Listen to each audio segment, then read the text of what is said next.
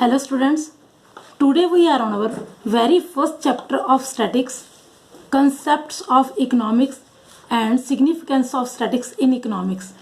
As we know, statics is having immense importance in our life.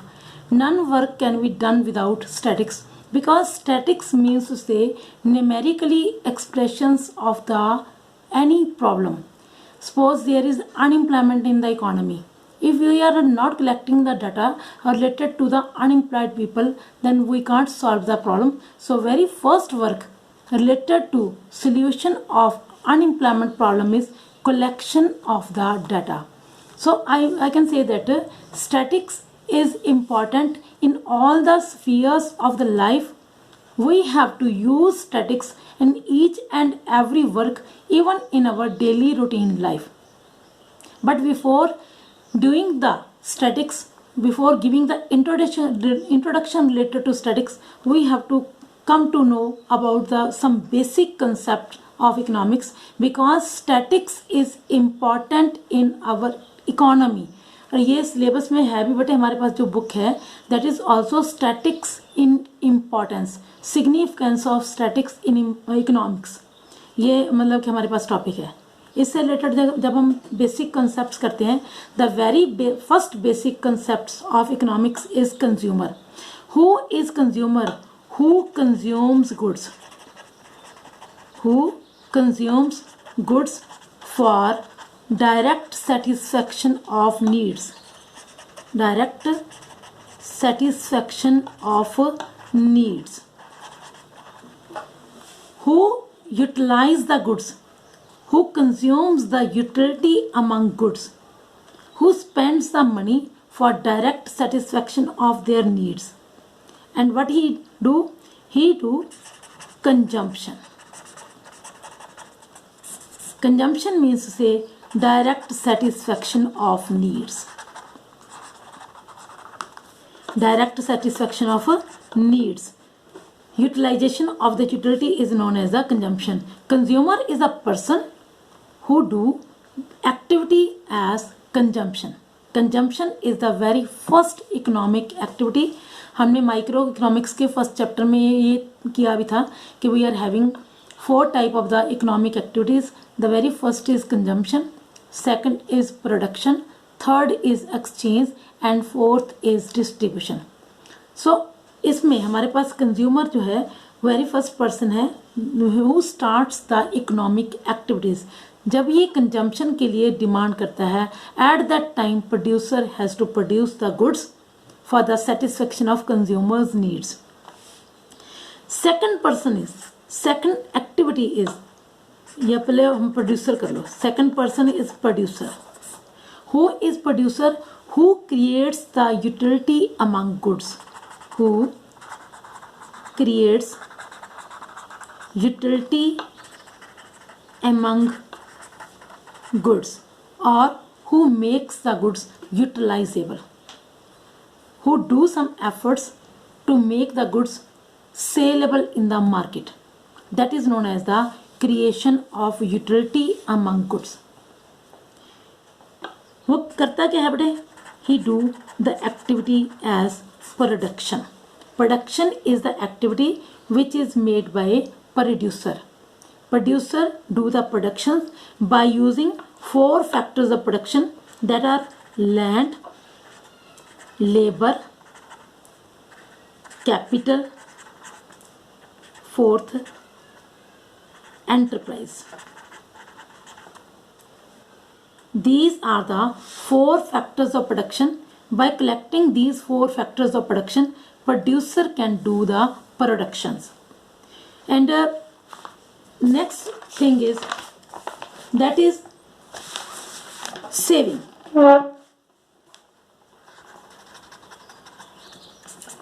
What is saving? We are having our income that is divided in 2 parts, consumption as well as saving. Consumption is that amount which we spend on the purpose of consumptions for the satisfaction of our needs. But saving is that amount which we save, which we never consume. We can save it in our on hand, मतलब कि हम अपने पास भी रख सकते हैं, इसे हम बैंक में जमा करवा सकते हैं. If we keep this money along with us, that is known as the passive saving, and if we kept it in the bank, that is known as the active savings. और जो ये active savings होती हैं, that will go in the market in the form of investment, क्योंकि यहाँ से लोग जो हैं इस पैसे को लोन ले लेंगे, और जो लोन लेंगे पैसा, वो पैसा इन्वेस्टर्स उसे इन्वेस्टमेंट के लिए यूटिलाइज करते हैं. Saving is that amount which is not consumed but saved for the future use और फ्यूचर पर्पस. उसे हम अपनी फ्यूचर सेफ्टी के लिए भी अपने पास संभाल के रख सकते हैं. बट जब भी उसे हम सेव करते हैं, we keep that money in the banks, और बैंक से यहाँ से इन्वेस्टर्स उसको लेके जाते हैं. Next is investment. Investment is that amount of the savings या income which is not neither saved nor consumed but used for the further production process. उसे हम आगे और कामों के लिए यूटिलाइज करते हैं. फॉर एग्जांपल किसी ने कोई फैक्ट्री बनानी है, उसके लिए यूज़ कर लिया, ठीक है. उस फैक्ट्री में हम जो पैसा यूज़ करेंगे that is known as the investment. कोई भी प्रोड्यूसर अपनी किसी भी तरह की प्रोडक्शंस के ऊपर जो भी एक्सपेंसेस करता है, that all are known as investment, क्योंकि उससे आगे लेवल ऑफ एम्प्लॉयमेंट अप होता है, प्रोडक्शंस होती हैं, जिससे जीडीपी ग्रोथ इंक्रीज होती है, इकोनॉमी में सर्कुलेशन जो है वो फास्ट होती है. That is known as the investment. Next is these all are known as the economic activities. Next is exchange. What is this exchange? Producer has made the productions.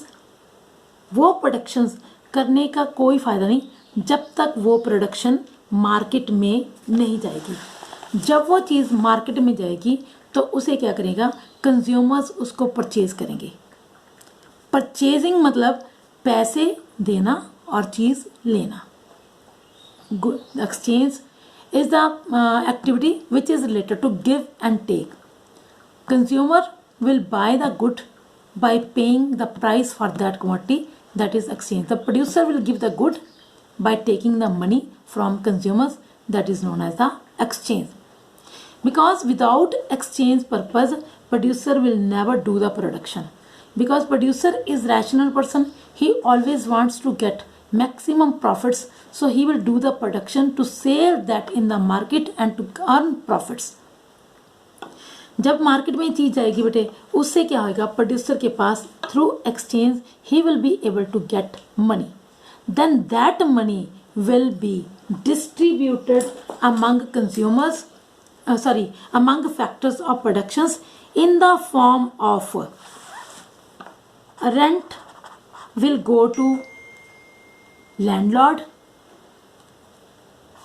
wages will go to laborer जो अपनी services देते हैं बेटे, rate of interest will go to capitalist, and rest of the surplus income will go to the owner or entrepreneur in the form of profit. This is known as the distribution of income. Distribution is also economic activity. ठीक है, इसको करने के लिए we will distribute our amount of money earned by exchange through production from consumer. These all are interconnected. These all activities are interconnected. ठीक है, जब इसीलिए हम इनको इकोनॉमिक एक्टिविटीज कहते हैं, because economic activities flows in a circle. Circle में कैसे बेटे, आप लोगों के पास वांट्स हैं, उसको सेटिस्फाई करने के लिए you will put your efforts.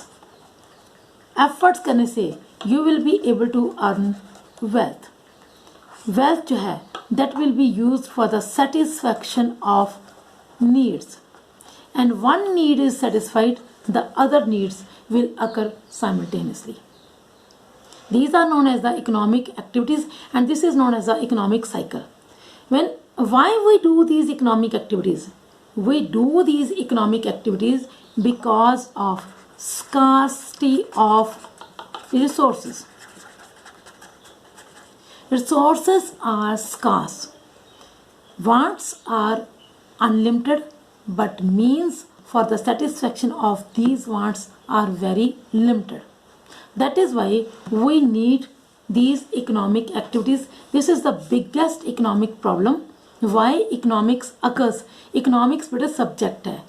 ये सब्जेक्ट बना ही क्यों है? इसीलिए बना है because there are the scarcity. In it we take only scarce needs. और जरूरतों जो बड़े scarce नहीं है. For example, oxygen is unlimited in our environment. तो उसको परचेज करने की ज़रूरत नहीं है. उसको हम इकोनॉमिक्स में नहीं लेते. Economics includes only those needs which can not be fulfilled, जिनको फुलफिल करने के लिए हमारे पास रिसोर्सेज लिमिटेड हैं, उन्हीं को हम इसमें इंक्लूड करते हैं. और उन ज़रूरतों को पूरा करने के लिए कंज्यूमर जो है वो डिमांड करता है, प्रोड्यूसर प्रोडक्शंस करता है, और उससे वो चीज़ मार्केट में एक्सचेंज होएगी, और एक्सचेंज के थ्रू जितना भी पैसा आएगा will be distributed among the factors of production. And factor जो प्रोडक्शन जो है वो कहाँ से आते हैं बेटे? वो घरों से निकल के आते हैं बेटे, कंजम्पशन सेक्टर से निकल के आते हैं, हाउस होल्ड सेक्टर से निकल के आते हैं. हम लोग प्रोड्यूसर भी हैं, हम लोग कंज्यूमर भी हैं. हम प्रोडक्शन भी करने में भी हेल्प करते हैं, हम कंजम्पशन भी करते हैं. ठीक है. So these are interrelated with each other. So by this way we are having our three distinct economic activities. We are having distinct components. These are the distinct components of economics which are related to consumption, production, distribution. But बीच में आप लोगों को exchange भी जरूर लेना है, because without exchange we are unable to do the distributions. ठीक है. exchange में हम goods की price fix करते हैं, but in distribution we will fix the price of our factors of production, which are 4 like land, labor, capital and entrepreneur. Our next topic is related to statics. What is statics? Statics is a subject which helps us in numerical expressions of our problems. Poverty, how much the poverty is there in the economy? Without statics we can't do it. How much unemployment is there? Without statics we can't find a number of unemployed persons. Level of income and employment, whether the economy is on the developing way or underdeveloping, it can be counted or it can be measured with the help of statics only. So statics is the way to find out our problems. It's a means, not end. Means मतलब कि it tells us related to problem. ये problem इतनी है, ऐसी है, but it never give us the solution. And the next thing is analysis of the data. Analysis of the data, whatever we have organized or presented in the organization, that was merely related to direction of the change. It just tells us that the value is increasing or decreasing. पिछले से value increase हुई है या decrease हुई है, हम लोग उन दोनों को कंपेयर करते थे. But in analysis of the data we properly analyse the cause and effect relationship. कौन सी वैल्यू इंक्रीज हो रही है और कौन सी वैल्यू डिक्रीज हो रही है, कितनी इंक्रीज और डिक्रीज हो रही है. इसमें हम लोग मीन, मीडियन, मॉड, जो टेबल हमने यहाँ पे बनाए हैं उनको यूटिलाइज करके आगे mean, median, mod, correlation, index numbers, ये बेटे हमारे पास स्टैटिकल टूल्स हैं, इनको आप स्टैटिकल टूल्स बोलते हैं. इनकी हेल्प से हम कंपेयर कर सकते हैं कि whether the value, average value is increasing और डिक्रीजिंग.